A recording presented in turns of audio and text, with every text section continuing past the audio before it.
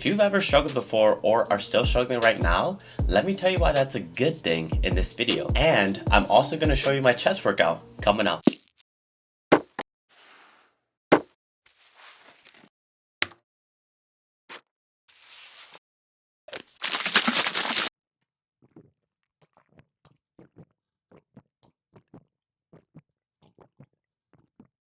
First off, the definition of struggle is make forceful or violent efforts to get free of restraints or constrictions. Many people probably tie this word with meaningless or useless, and a perfect example of that is a Pokemon called Magikarp, which only has the ability to splash in the beginning. This ability deals no damage, however, once it can no longer use splash, it can then use struggle. Struggle inflicts damage, however, the user takes 50% recoil damage. Now, you probably think that isn't much better, however, some damage is infinitely better than zero damage. And that's where my definition of struggle comes in. My definition of struggle is the refusal to accept things for the way they are. I picked up this mentality from an old fictional character named Guts from an anime called Berserk. In short, the anime is about free will versus fate. I was inspired by Guts because even when he had all the reasons and proof of why he should fail,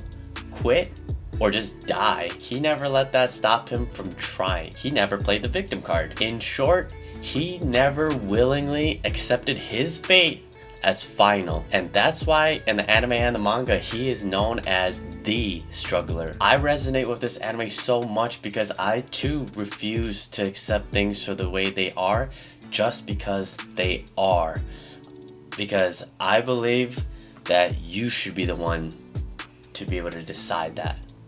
Right? And now, another reason why struggle is good is because it helps develop character, which reminds me about a short story about the butterfly and the cocoon. And here's how it goes. One day, while a little boy was playing outside, the movement of a leaf caught his attention. As he neared the shaken leaf, he noticed that it was caused by a cocoon. It was a butterfly cocoon, and a butterfly was working on its way out. The boy watched closely for several hours as the butterfly fought and fought until it couldn't fight anymore. Thinking that the butterfly had given all that it could in an attempt to help the butterfly and end its struggle, the boy hastily ran inside to look for a pair of scissors. The boy then ran back outside as fast as he could and carefully nipped the end of the cocoon, making sure not to hurt the butterfly in the process. Once the cocoon was nipped, the butterfly easily crawled out. However, the butterfly stayed small,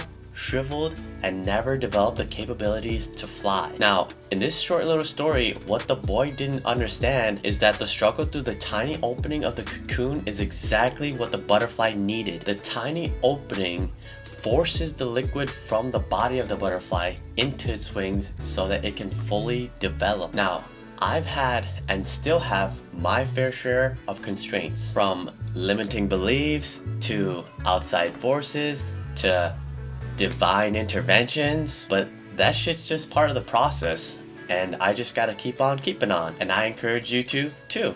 So, from one struggler to another, struggle on, struggler.